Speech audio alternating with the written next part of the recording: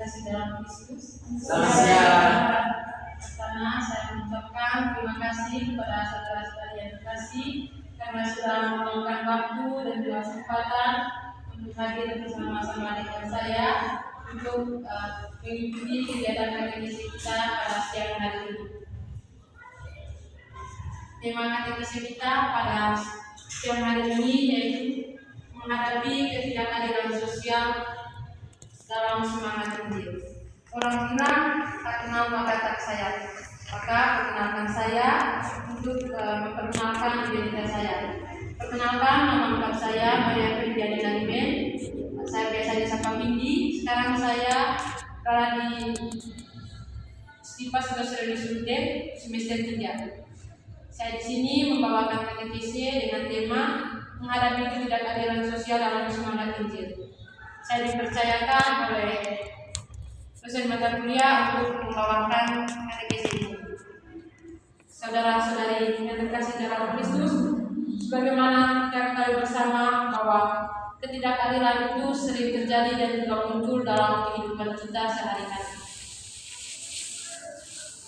Ketidakadilan secara umum adalah pelanggaran hak asasi manusia dan juga di mana kewajiban dan hak asasi manusia itu tidak dipenuhi dengan baik, sehingga akibatnya itu dapat memperburuk relasi dan juga dapat membuat kehidupan kita dalam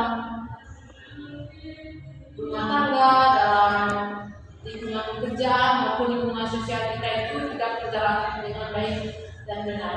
Pada siang hari ini kita semua berkumpul di sini untuk mengikuti kegiatan katekese, sama-sama mendengarkan cerita, berbagi pengalaman dan juga sharing pengalaman, dan juga bagaimana Tuhan hadir melalui firman-Nya yang akan menyapa kita. Mengawali kegiatan kita pada siang hari ini, marilah kita membukanya dengan lagu pembuka. Firman-Mu indah.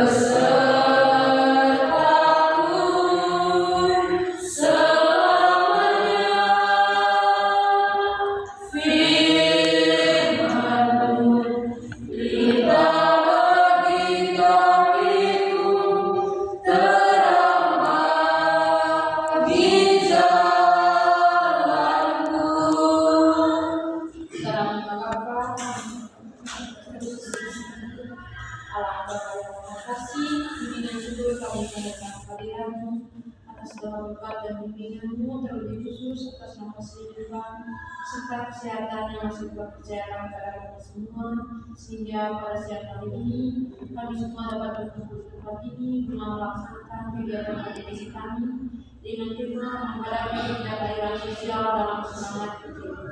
Pada kesempatan ini ya Bapa, kami datang di hadapan-Mu dengan hati yang terbuka dalam situasi dunia yang masih dipenuhi berbagai bentuk ketidakadilan sosial. Kami mohon bimbingan agar kami mampu melihat, memahami, dan merasakan penderitaan bersama seperti yang ditunjukkan oleh Yesus dalam Injil. Curahkanlah berkat-Mu agar kami dapat berdiskusi dan berdialog dengan baik, belajar dengan rendah hati, dan semakin ditemukan untuk menjadi pembawa keadilan, damai, dan kasih di tengah masyarakat. Semoga pertemuan katekese kami pada siang hari ini menjadi jalan bagi kami untuk semakin setia pada kehendak-Mu dan berani bersaksi melalui tindakan nyata. Dengan pengantaran Kristus Tuhan kami. Amin.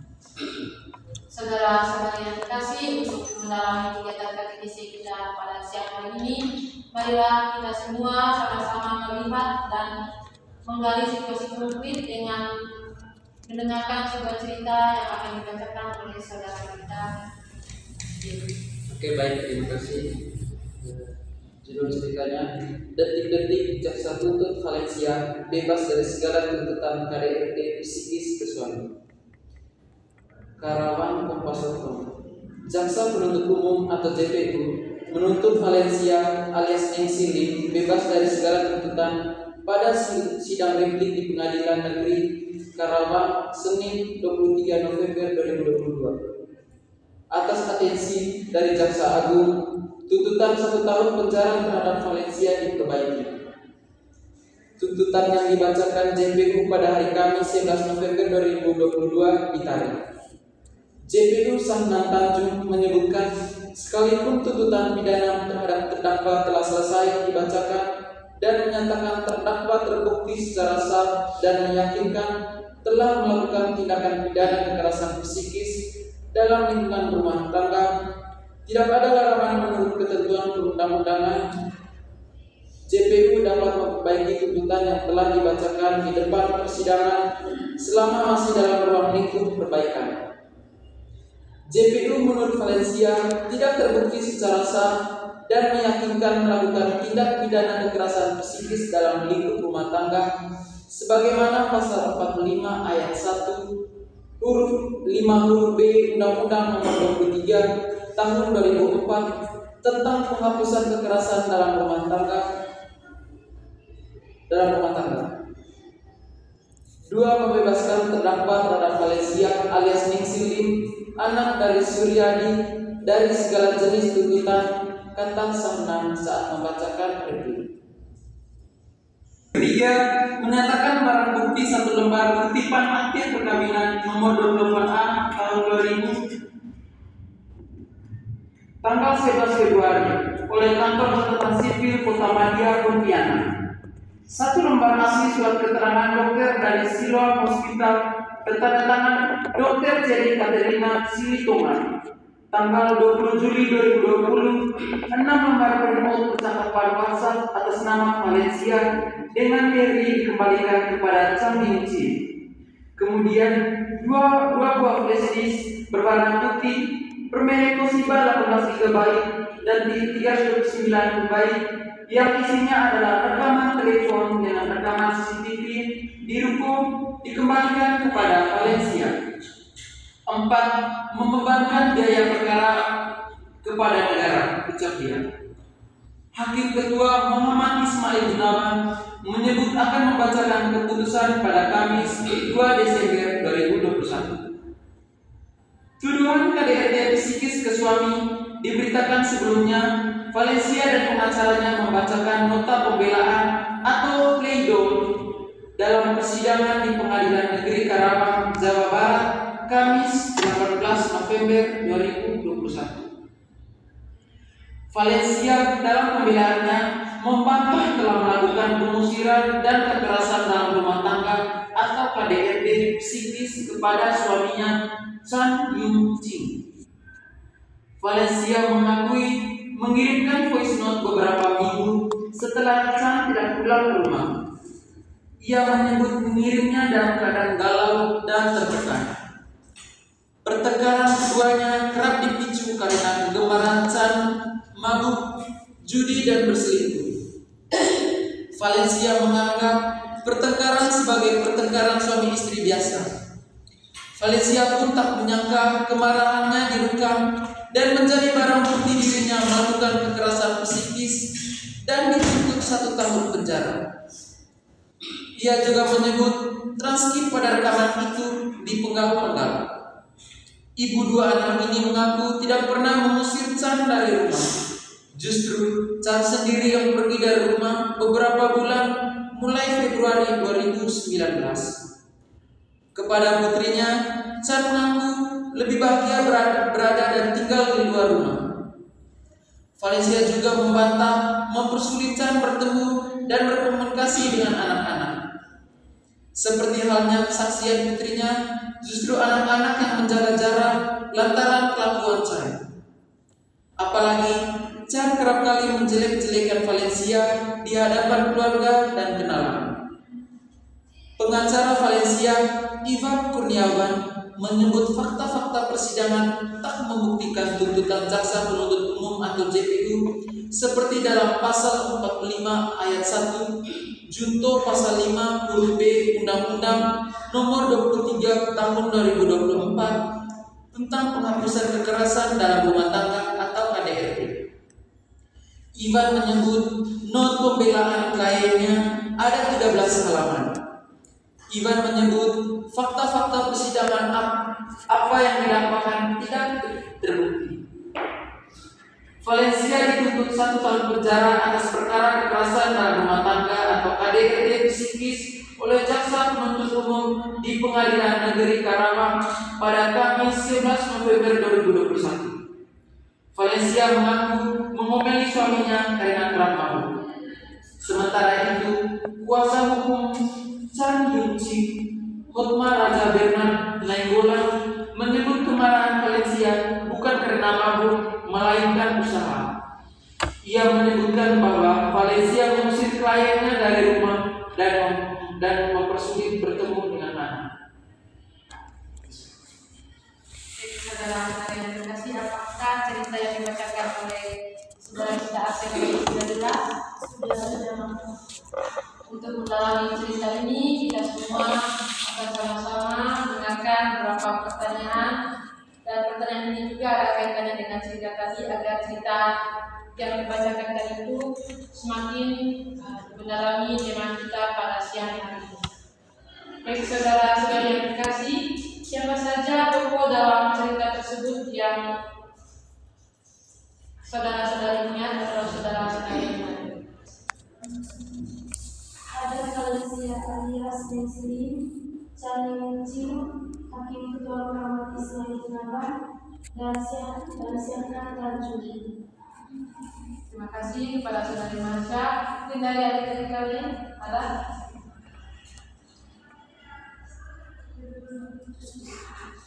Baik, kalau tidak ada, setelah mendengar cerita tadi itu, sebenarnya bagaimana perasaan dari saudara-saudari sekalian jika kita sama-sama mendengar dan juga menyimak cerita tadi? Bagaimana kisah dan perasaan dari saudara-saudari sekalian? Apakah ada sedih, bangga atau senang setelah mendengar cerita ini atau bagaimana? Tadi kan sudah tidak usah terus, jadi santai sudah bisa di sini.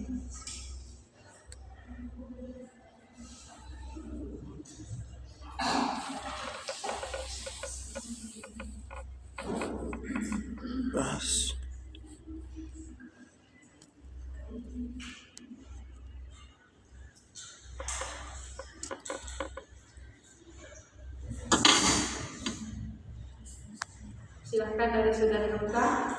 Perasaan atau tanggapan kita itu setelah mendengar cerita itu tadi yang pertama itu sedih.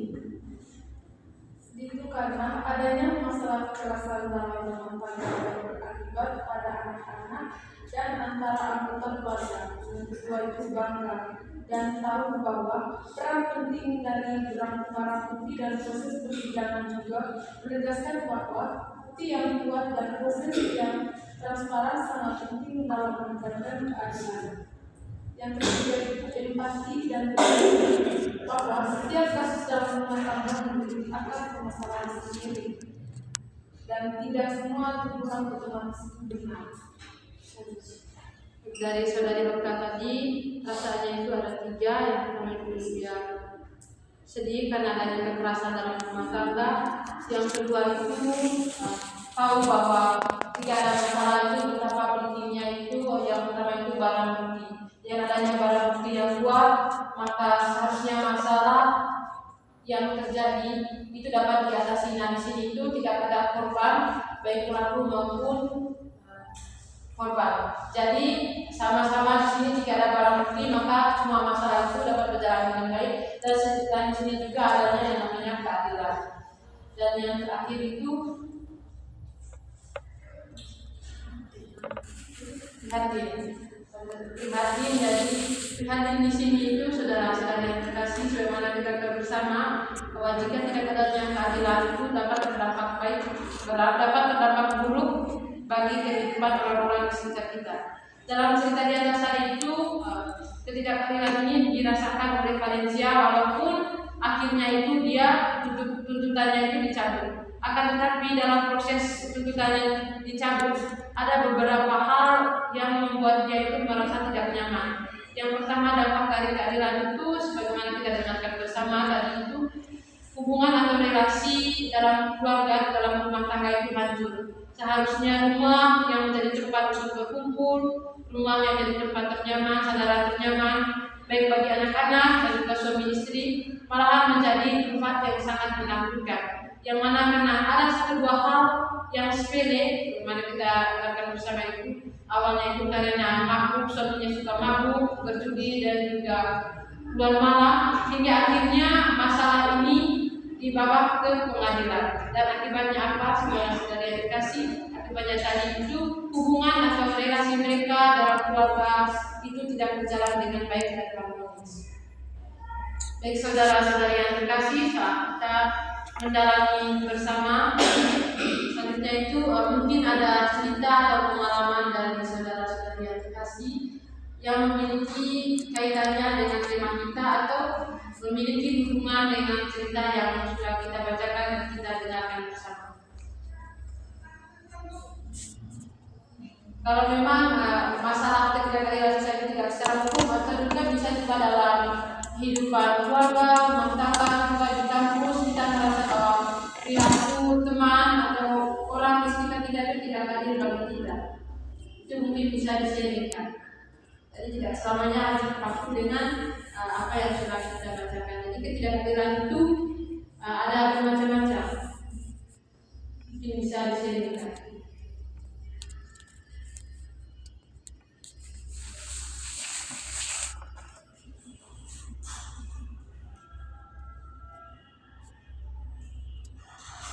Dari saudari Astrid, mungkin ada? Sampaikan sudah, jangan takut dengan kata-kata di atas.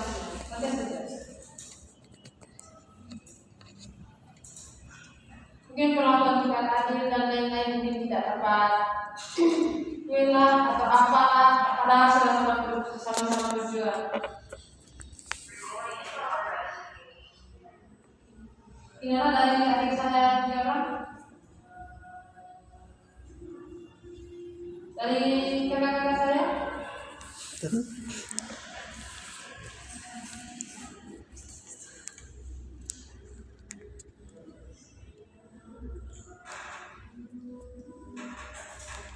Dan dari saudara Marsha? Dari saya sama sebuah kisah. Jadi ada satu teman masih dulu. Jadi orang itu terus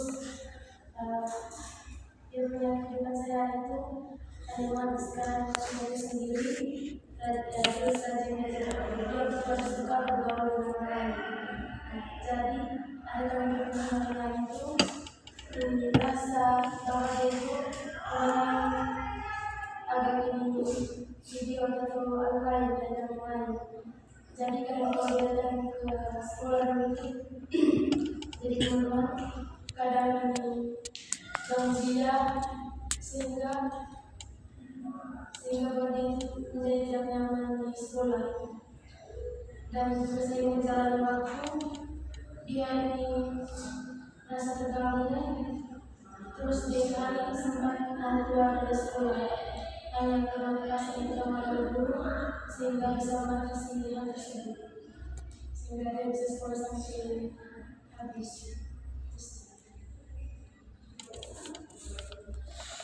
Terima kasih saudari Marsha. Jadi saudari Marsha itu mengangkat kita dimana waktu mereka sekolah itu, jadi hubungan mereka itu ada salah satu teman mana dia ini mendapatkan perlakuan yang tidak adil, yang mana seharusnya itu kita sebagai manusia itu menghormati dan menghargai sesama, tapi dalam cerita yang disampaikan oleh saudari Marsha itu temannya itu tidak mendapatkan hak-haknya itu karena dia tutup buku dan juga rajin baca buku, orang-orang menganggapnya itu bodoh dan juga dalam tanda petik itu idiot. Nah, di sini itu saudara-saudari yang terkasih, kita semua melihat bahwa memang setiap manusia itu memiliki karakteristik atau pribadi yang berbeda-beda, dan di balik semua itu kita semua adalah manusia yang unik karena kita diciptakan oleh Allah sendiri sebagai ciptaan yang segambar dan serupa dengan Dia. Ketidakadilan itu muncul di mana hak-hak dan kewajiban seseorang itu tidak dipenuhi secara seimbang. Sebagaimana yang disampaikan oleh saudari Marsha itu, sebenarnya itu haknya dia, itu terserah dia mau baca buku dan lain-lain. Kita sebagai teman, sebagai sahabatnya itu, sebagai orang-orang yang berada di sekitarnya itu harus menghormati hak-haknya tersebut, karena dia juga adalah seorang manusia. Dan itu dampak dari ketidakadilan seperti yang disampaikan oleh saudari Marsha tadi itu, si korban tadi itu karena sering dibully dan lain-lain itu dia merasa tidak nyaman dan dia merasa terganggu hingga akhirnya dia mau mengeluarkan diri dari sekolah. Baik dalam lingkungan kita, di lingkungan kita masyarakat, itu dampak dari ketidakadilan sosial itu ada beberapa macam. Yang pertama itu dalam kehidupan ekonomi, pendapatan kita tidak merata, dan juga dalam pekerjaan, di mana terkadang pekerjaan yang seharusnya mudah diperoleh tetapi karena ada fenomena orang memakai orang dalam, sehingga para pekerja atau siapapun itu yang memiliki keahlian atau keterampilan itu tidak mendapatkan hak mereka. Sebagai umat beriman, kita semua dipanggil untuk menegakkan keadilan, terlebih khusus melalui spirit dan contoh dan Yesus Kristus. Saudara-saudari yang terkasih, saat kita mendengarkan cerita dan juga pengalaman, marilah kita bersama-sama untuk mendengarkan sabda Tuhan melalui Injil Matius yang dibacakan oleh saudari saya dan saudari Desa. Tuhan bersamamu Dan bersama inilah Injil suci menurut Matius. Apabila Anak Manusia datang dalam kemuliaannya dan semua malaikat bersama-sama dengan Dia, maka Ia akan bersemayam di atas tahta kemuliaannya. Lalu semua bangsa akan dikumpulkan di hadapannya, dan Ia akan memisahkan mereka daripada seorang, sama seperti gembala memisahkan domba dari kambing. Dan Ia akan menempatkan domba-domba di sebelah kanannya dan kambing-kambing di sebelah kiri. Dan raja itu akan berkata kepada mereka yang di sebelah kanannya, "Mari, hai kamu yang diberkati oleh Bapa-Ku, terimalah kerajaan yang telah disediakan bagimu sejak dunia ini dijadikan. Sebab ketika aku lapar, kamu memberi aku makan. Ketika aku haus, kamu memberi aku minum. Ketika aku seorang asing, kamu memberi aku hidup panggil. Ketika aku telanjang, kamu memberi aku pakaian. Ketika aku sakit, kamu merawat aku. Ketika aku di dalam penjara, kamu mengunjungi aku." Maka orang-orang benar itu akan menjawab Dia, katanya, "Tuhan, bila manakah kami melihat Engkau lapar dan kami memberi Engkau makan, atau haus dan kami memberi Engkau minum? Bila manakah kami melihat Engkau sebagai orang asing dan kami memberi Engkau tumpangan, atau telanjang dan kami memberi Engkau pakaian? Bila manakah kami melihat Engkau sakit atau dalam penjara dan kami mengunjungi Engkau?" Dan raja itu akan menjawab mereka, "Aku berkata kepadamu, sesungguhnya segala sesuatu yang kamu lakukan untuk salah seorang dari saudaraku yang paling hina ini, kamu telah melakukannya untuk aku." Dan Ia akan berkata juga kepada mereka yang di sebelah kirinya, "Enyalah dari hadapanku, hai kamu orang-orang terkutuk. Enyalah ke dalam api yang kekal, yang telah Sebab ketika aku lapar, kamu tidak memberi aku makan. Ketika aku haus, kamu tidak memberi aku minum. Ketika aku seorang asing, kamu tidak memberi aku tumpangan. Ketika aku telanjang, kamu tidak memberi aku pakaian. Ketika aku sakit dan dalam penjara, kamu tidak merawat aku. Lalu mereka pun akan menjawab dia, katanya, Tuhan, bila manakah kami melihat engkau lapar atau haus, atau sebagai orang asing, atau telanjang atau sakit, atau dalam penjara, dan kami tidak melayani engkau? Maka ia akan menjawab mereka, Aku berkata kepadamu, sesungguhnya segala sesuatu yang tidak kamu paling hina ini, kamu tidak melakukannya juga untuk aku. Dan mereka ini akan masuk ke tempat siksaan yang kekal, tetapi orang-orang benar ke dalam hidup yang kekal. Demikianlah Injil Tuhan. Saudara-saudara yang dikasihi, apakah bacaan Injil yang telah kita dengarkan bersama tadi itu sudah dengar dengan jelas? Sudah. Marilah kita mendalami bacaan Injil tadi dengan beberapa pertanyaan agar bacaan Injil tadi itu memiliki makna dan juga ada kaitannya dengan cerita kita. Saudara-saudari yang terkasih, setelah kita mendengarkan bacaan Injil tadi, siapa saja tokoh atau pribadi-pribadi yang terlibat atau yang ada dalam cerita tersebut? Dari saudari Ena,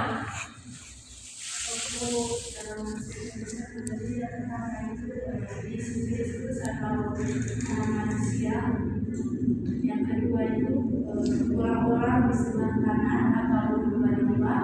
Yang ketiga orang-orang di sebelah kiri atau domba-domba. baik dari saudari Ena sudah. Mungkin dari saudari-saudari lain ada? Dari yang saudara-saudari yang terkasih, apakah ada yang menarik menurut saudara-saudari yang terkasih terkait dengan bacaan atau Injil yang kita dengarkan bersama tadi? Silakan. Baik, terima kasih. Ayat yang menarik dalam Injil Matius bab 5 ayat 40, sesungguhnya segala sesuatu yang kamu lakukan untuk salah seorang dari saudaraku yang paling hina ini, kamu telah melakukannya untuk aku. Ayat yang menarik karena menyampaikan bahwa perbuatan baik terhadap orang lain walaupun kecil atau sepele sebenarnya adalah tindakan langsung terhadap Allah sendiri. Hal ini menegaskan penerimaan kasih dan pelayanan kepada sesama sebagai bentuk kasih kepada Allah dan membangun kerajaan Allah ini. Baik, terima kasih. Tadi sangat tertarik dengan ayat yang ke-40 yang menyatakan bahwa sesungguhnya dalam sesuatu yang kamu lakukan untuk salah seorang dari saudaraku yang paling hina ini, kamu telah melakukannya untuk aku. Dari cerita itu, Paulus sudah menyampaikan mengapa dia memilih ayat tersebut karena dia merasa bahwa ayat ini mau menyampaikan bahwa perbuatan baik terhadap orang lain walaupun kecil itu adalah perbuatan yang akan kita lakukan kepada Allah. Dan selain itu, ayat ini juga secara tegas mengingatkan kita betapa pentingnya kasih dan pelayanan kepada sesama sebagai bentuk kasih Allah dan juga membangun kerajaan Allah di dunia. Mungkin dari saudara-saudari yang lain masih ada? Silakan dari Bu Desa. Dari saya, ayat yang menarik dalam Injil Matius ini tadi, di ayat 35 sampai 36. Sebab ketika aku lapar, kamu memberi aku makan, ketika aku haus, kamu memberi aku minum. Ketika aku seorang asing, kamu memberi aku tumpangan. Ketika aku telanjang, kamu memberi aku pakaian. Ketika aku sakit, kamu merawat aku. Ketika aku di dalam penjara, kamu menunjukkan. Alasan saya memilih ayat ini karena ayat ini menegaskan kepada kita bahwa pentingnya untuk saling mengasihi, saling membantu, saling menolong. Kecil bantuan kita besar bagi orang yang membutuhkan. Saya terima kasih. Baik, terima kasih kepada Ibu Desa yang sudah menyampaikan ayat yang menarik. Tadi Ibu Desa tadi 35 sampai 36. Dia menyampaikan bahwa kita sebagai umat beriman itu walaupun bantuan kita itu kecil, tapi bagi orang yang membutuhkan itu sangat besar. Dan di sini juga diingatkan kepada kita bahwa dalam kehidupan kita sehari-hari selayaknya kita dapat berbagi dan juga menolong orang-orang yang ada di sekitar kita, memperlakukan mereka secara baik dan juga memperlakukan mereka memenuhi hak dan kewajiban mereka secara adil, baik itu dalam kehidupan keluarga, lingkungan maupun sahabat kita. Saudara-saudari yang terkasih,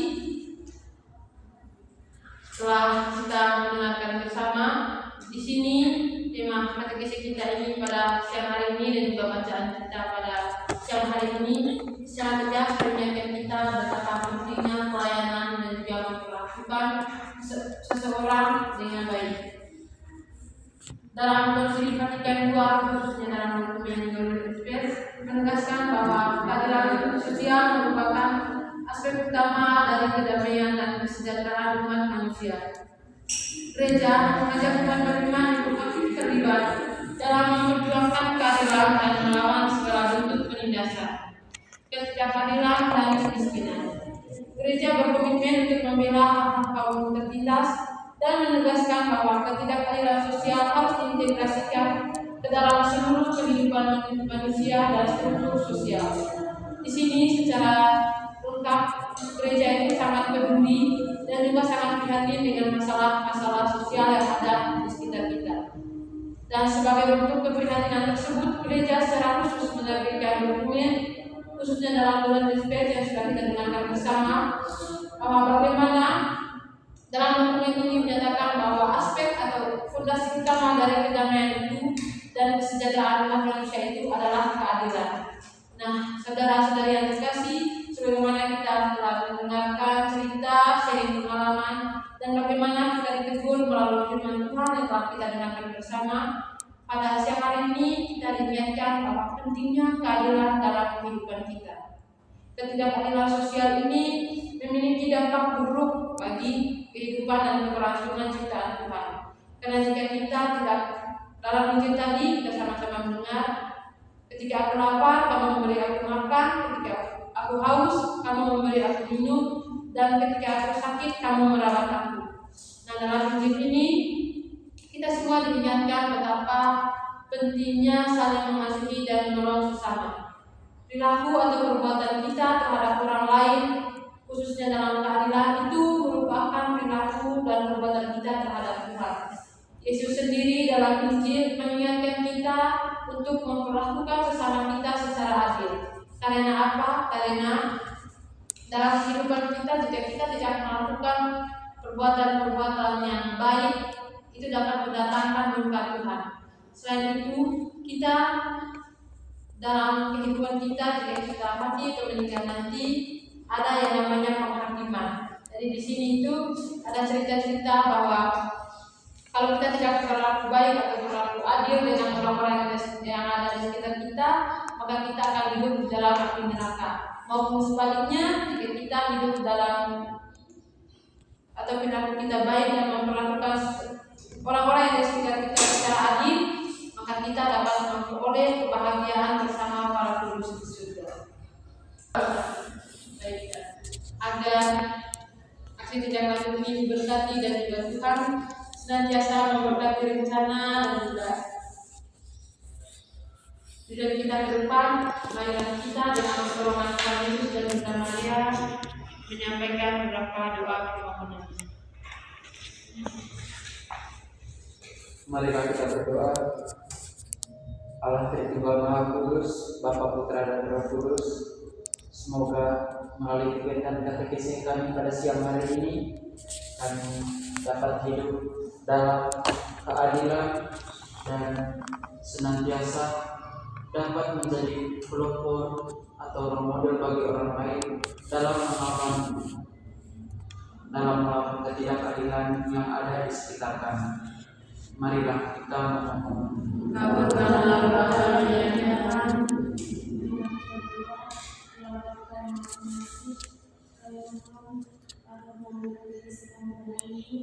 Berikanlah kami satu kemenangan, selalu mengasihi, menjaga dan melindungi keselamatan. Marilah kita mohon, Kabulkanlah doa kami ya Tuhan. Marilah kita sebutkan doa dan permohonan kita dengan doa yang diajarkan oleh Yesus sendiri. Bapa kami yang ada di surga, dimuliakan dalam kerajaanmu, jadilah kehendakmu di atas bumi seperti di dalam surga. Berilah kami rezeki kita hari ini dan ampunilah kesalahan kami, seperti kami mengampuni bersalah kepada kami, dan jangan memasukkan kami ke dalam pencobaan, dan bebaskanlah kami dari yang jahat. Saudara-saudari yang dikasihi dalam Kristus, untuk menghadapi ketidakadilan sosial sebagai umat beriman dan juga sebagai katekis, kita semua dipanggil untuk menjalankan dan mewartakan kerajaan Allah. Nah, di sini sesuai dengan tema kita itu menghadapi ketidakadilan sosial dalam semangat Injil. Rencana atau tindak lanjut aksi konkret apa yang dapat kita lakukan agar ketidakadilan sosial ini tidak terjadi di lingkungan keluarga, masyarakat maupun di lingkungan kampus kita. Hal-hal apa, masalah apa untuk mengatasi masalah ketidakadilan sosial ini? Pertama itu mengampuni dan membangun dialog. Yang pertama tadi itu mengampuni Dan membangun dialog.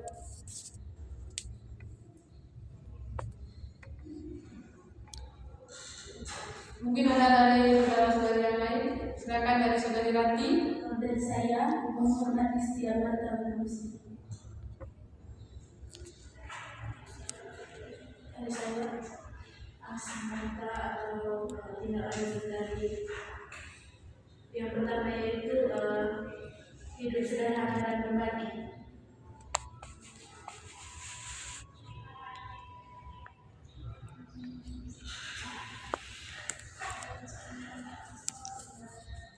Mungkin ada lagi. Oke, baik, dari saya itu aksi nyatanya itu kita harus saling terbuka dan mengasihi sesama.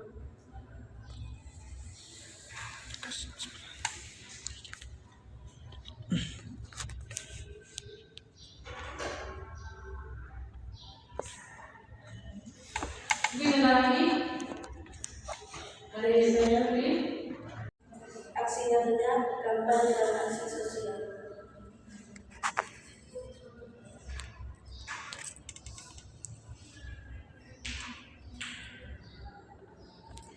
Baik saudara-saudari, terima kasih karena sudah menyampaikan rencana tindak lanjut dari kegiatan katekesi kita. Jadi saya akan membacakan beberapa poin terkait dengan rencana tindak lanjut yang telah disampaikan oleh saudara-saudari yang terkasih. Yang pertama itu mengampuni dan membangun dialog. Yang kedua itu menghormati setiap martabat manusia. Yang ketiga itu saling mengasihi dan menolong. Yang keempat itu hidup sederhana dan berbagi. Yang kelima itu saling terbuka dan mengasihi. Dan yang keenam itu adanya kampanye dan aksi sosial. Baik saudara-saudari yang terkasih, apakah rencana tindak lanjut ini kita sepakat bersama? Sepakat. Baik. Agar aksi tindak lanjut ini diberkati dan juga Tuhan senantiasa memberkati rencana dan juga tujuan kita ke depan. Marilah kita dengan pertolongan Tuhan Yesus dan Bunda Maria, Allah Bapa yang penuh belas kasih, kami bersyukur atas penyertaan dan bimbingan-Mu selama pertemuan katekesi kami pada siang ini. Melalui sabda-Mu dan refleksi yang kami renungkan, Engkau mengingatkan kami akan panggilan untuk memperjuangkan keadilan dan martabat setiap manusia seperti teladan Yesus sendiri. Mampukanlah kami agar dalam kehidupan kami sehari-hari kami mampu mewujudkan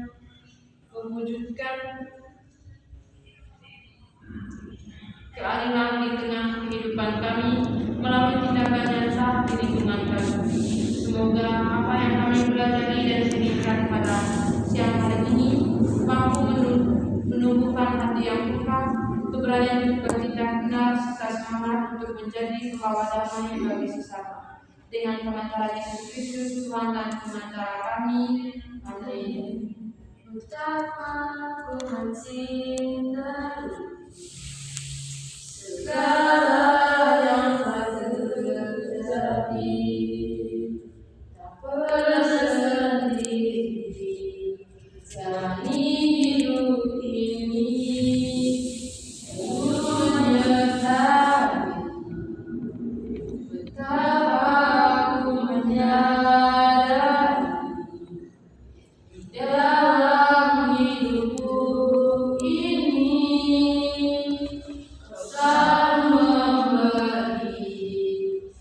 sangat terbaik oleh karena kasih.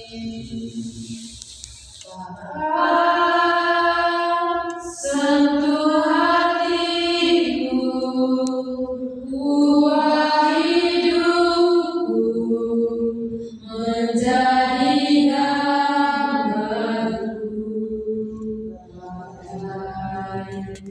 Emas yang murni telah membentuk rencana hatiku.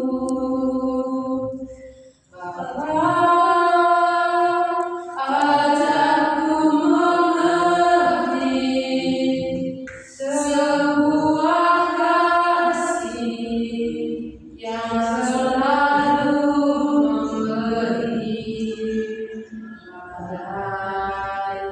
air mengalir yang tiada pernah berhenti.